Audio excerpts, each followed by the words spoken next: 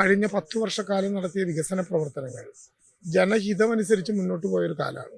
എനിക്ക് തോന്നുന്നു കോൺഗ്രസിനും ആ കാര്യത്തിൽ തർക്കം ഉണ്ടാവില്ല. തർക്കം ഉണ്ടാവുക മറ്റു ചില കാര്യങ്ങളാകും.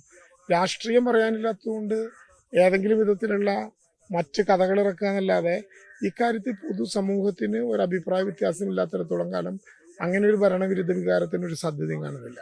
മുണ്ടക്കൈ ചൂരൽമല നിവാസികളെ സംബന്ധിച്ച് പേരെടുത്ത് പറയാൻ പറ്റുന്ന, അവർക്ക് എത്രയും അടുത്ത് കിട്ടുന്ന ഒരു മിനിസ്റ്ററാണ്.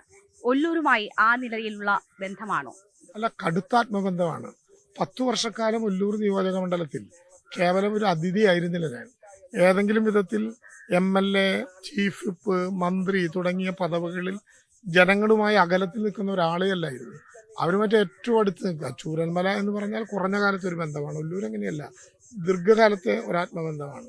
ഞാൻ പറയാറുണ്ട് വളരെ ആധികാരികമായി, ഈ മണ്ഡലത്തിലെ എല്ലാ വീട്ടമ്മമാരുടെയും മനസ്സിലെ റേഷൻ കാർഡിൽ പേരെഴുതി ചേർക്കാൻ അവസരം കിട്ടിയിട്ടുള്ള അവരുടെ വീട്ടുകാരനായ ഒരു ജനപ്രതിനിധിയാണ് ഞാൻ. അതൊരു ആത്മവിശ്വാസമാണ്.